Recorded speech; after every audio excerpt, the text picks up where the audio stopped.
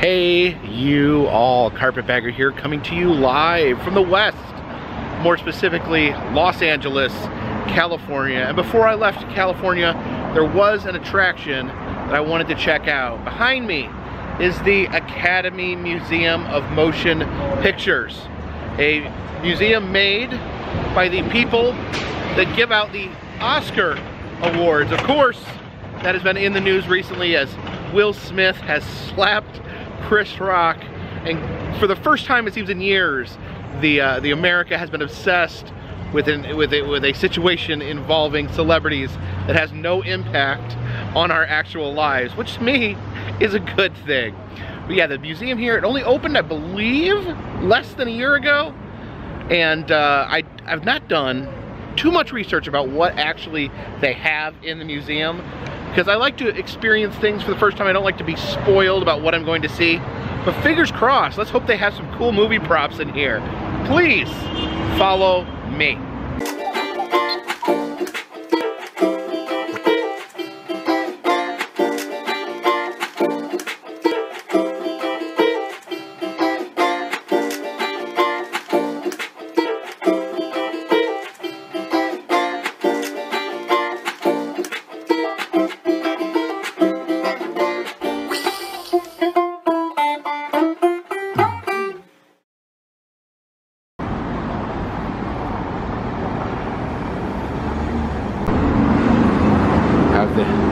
Giant Oscar statues in the window here.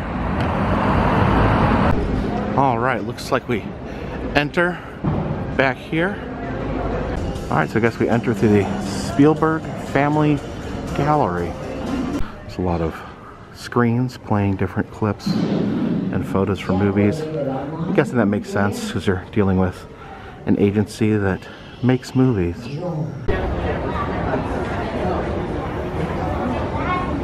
So this exhibit is called Backdrop, an Invisible Art.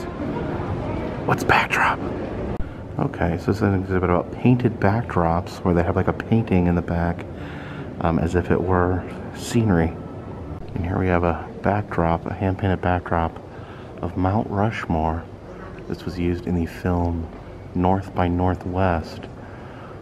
So I don't think, I think they would normally use computer graphics for something like this today, but they used to just have to make a giant painting and hang it in order it to look like scenery or to look like different iconic locations.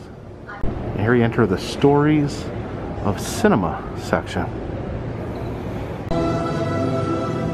Again, using a lot of audio-visual things, but movies are an audio-visual medium, so kind of makes sense in this context.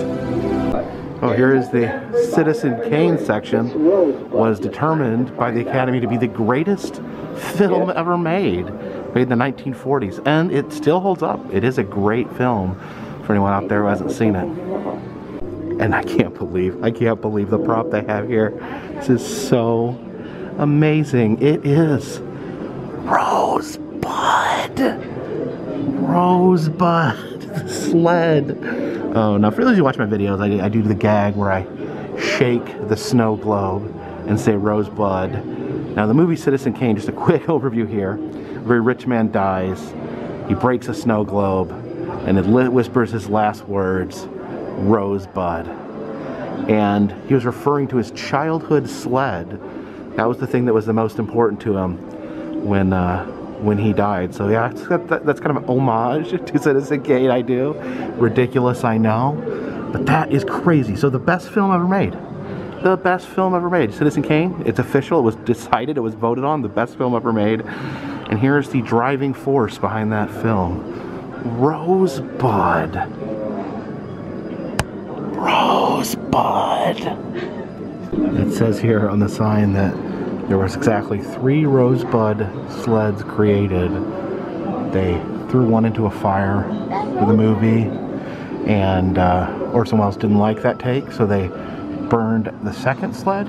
He thought it was perfect, so the third sled was saved for us to enjoy here in the museum. We got some Bruce Lee posters here from his different martial arts movies.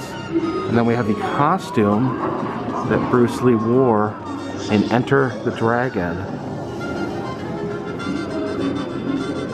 And this is pretty amazing.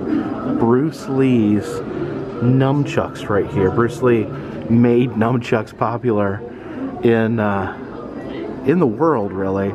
Actually, his movies led to kids wanting to use Numchucks, people buying Numchucks, and Numchucks actually being banned in certain places. Believe it or not, Numchucks were banned in Texas, where they allow you to have any gun you want. Here's a script for Enter the Dragon that Bruce Lee actually drew a dragon on the front of. And then this is a fight choreography that shows kind of the shorthand, I guess, that Bruce Lee would use to plot out fights. Can't really tell on what's going on here, but I guess Bruce Lee would map this out and he would know how the fight would go. There's an old editing machine used for movie editing. Some shots of movies that have edited on this machine. Last Temptation of Christ, Raging Bull. This is back in the analog era where everything had to be done by hand, nothing was done digitally, where they had to, all these different physical reels that they'd have to cut and stitch together here on this big machine. There's a room that actually has some of the Academy Awards or Oscars on display. Here's Clark Gable's Oscar for the movie It Happened One Night. Uh-oh, Hattie McDaniel's Oscar for Gone with the Wind is missing. Here's the Academy Award for Visual Effects given to the original Star Wars movie, which makes it really, it's a really interesting debate there, because the original effects have been redone. So the movie that had these original special effects that won this award for these special effects, you really, unless you have an old copy, you cannot buy a copy of the movie that you can observe the original special effects in. Just an interesting thought. Here's a special effects award for E.T., which is interesting to think. I mean, that's another movie that they redid the effects on. Should movies be left alone?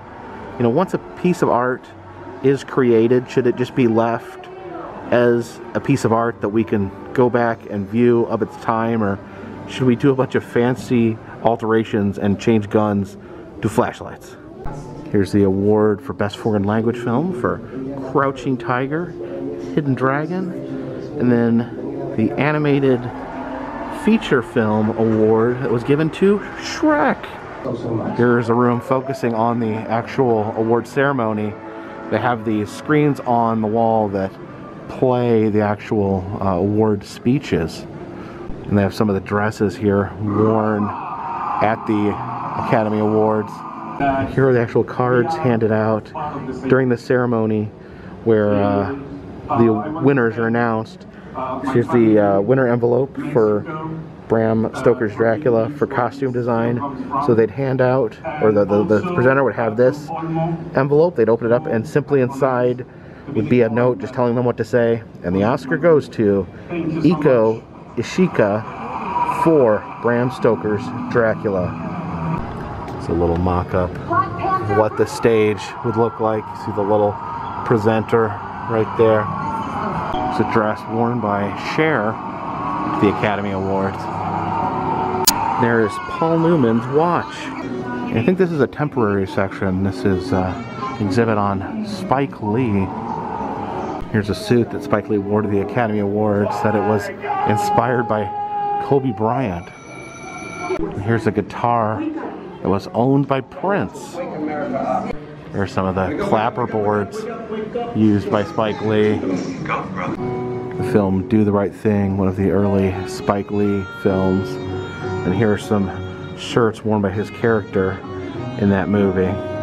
Here are some of the Academy Awards that Spike Lee won. Here we have an exhibit on screenwriting. See the scripts here. It's a script for the movie Psycho.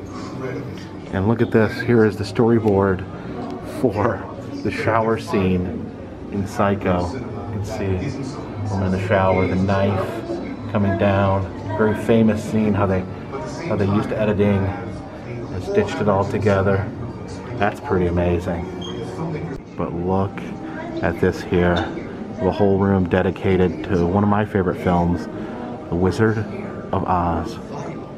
And this is one of the rarest artifacts.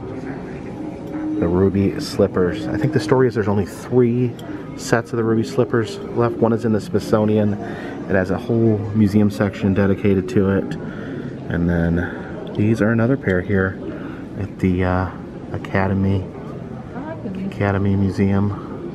Motion pictures. And just look at that. You can see the little rhinestones on it. That's pretty amazing. Pretty spectacular. One of the most iconic items in film history right here. Some of the concept art from Wizard of Oz. They were designing the characters. You can see, not that far off with where they landed. Oh my goodness. This is a hat, a witch's hat worn by Margaret Hamilton. This is amazing. It's actually worn by the Wicked Witch. And here's the Cowardly Lion's mane. You can see this would be put on and actually had the ears up here already attached to the wig. And then of course you'd have more prosthetics that be put over the face there. Here are Dorothy's dresses. It says this one was not ever shown in the film. It was shot in unused footage just during the movie making process. But there is one of the Dorothy's dresses that was actually used in the film. That is pretty incredible. Very, very iconic. Talks about the costume design here, and I'm surprised they're leaving out this story, but this is true. When they were getting together outfits, they're going to thrift stores and various other places to get outfits to use in the movie. The costume designer grabbed a suit, and it was later found out that that suit had belonged to L. Frank Baum, the original author of Wizard of Oz. It is an insane coincidence. Now it says that the Tin Man's outfit was actually lost, but this is all that remains of it, the oil can. It says that in the movie when they're squirting oil, it's actually wired to squirt chocolate syrup. Oh my gosh, I'm sorry, I'm marking out a little bit. This is just so cool to see these props from Wizard of Oz that were actually used in the film. Here's a matte painting of the haunted forest right there. This is a 3-strip Technicolor camera. Now the Wizard of Oz was one of the first films to use one of these, and it was a special camera at the time that really brought out the colors. So when you watch Wizard of Oz, you just see those brilliant colors, and this camera was responsible for that. And here is a Munchkin costume. See those long tails there. I know they had this same costume at the Beach Mountain Wizard of Oz park. I don't know if this is the same costume. Maybe they purchased it, or if it was just another costume from the same set. It's a costuming section in here. You see a lot of famous pieces of wardrobe here. This is an outfit worn by Shirley Temple in the film Little Miss Broadway. This was worn by Claudette Colbert when she played Cleopatra. These are the outfits worn by Marilyn Monroe and Jane Russell in Gentlemen Prefer Blondes. Here is an eyeball dress. It was worn in a movie called The Dolly Sisters. Now this is absolutely crazy. The May Queen dress from Midsummer. I've actually watched this movie not too long ago. It is horrifying, where a group of Americans go to live on a Swedish commune and are brutally murdered. Someone's like sewn inside of a bear. It's insane. But at the very end, the last surviving girl is placed in this crazy May Queen dress. It's just, yeah, the movie's insane. Here's Brad Pitt's costume from Once Upon a Time in Hollywood. He played a character called Cliff Booth. Now we saw the Wizard of Oz section. This costume was actually worn in The Wiz, kind of a African-American version of the Wizard of Oz. And this dress is amazing. There's so much detail. There's like sea creatures coming out of it. There's pieces of bone. There's the vertebrae there. There's a googly eye right there. It just shows you how amazing some of the costume design is. Stuff that you would never see on the movie screen or on your television, but when you look up close, they have all that superb detail. This is a costume worn in the movie Rocket Man with the person that played Elton John. These are costume design sketches where the costume designer would read the script and then come up with these sketches for what the character would be wearing in the film. Here we have Hedwig and the Angry Itch. We have Wesley Snipes in New Jack City. And there is design for the movie Frida with Frida Kahlo. And actually have bits of fabric and switches attached to the concept art.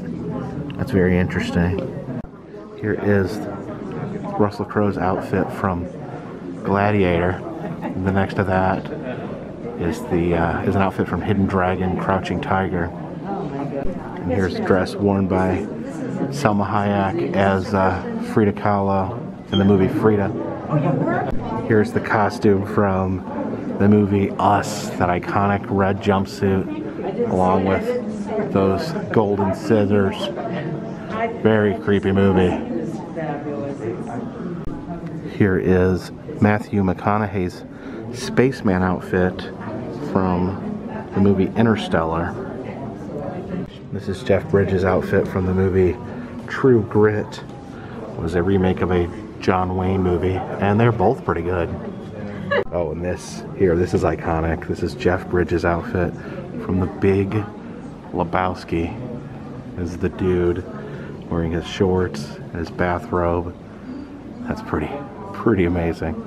This mermaid outfit was worn by Scarlett Johansson in a movie called Hail Caesar. Not heard of the movie, but I appreciate a good mermaid costume.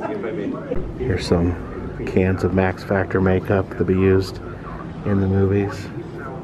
There's some old-timey makeup kits be used in Hollywood to prepare someone for a movie. And look at this, it's just a big box of mustaches. Can you imagine going through airport security with a box of mustaches?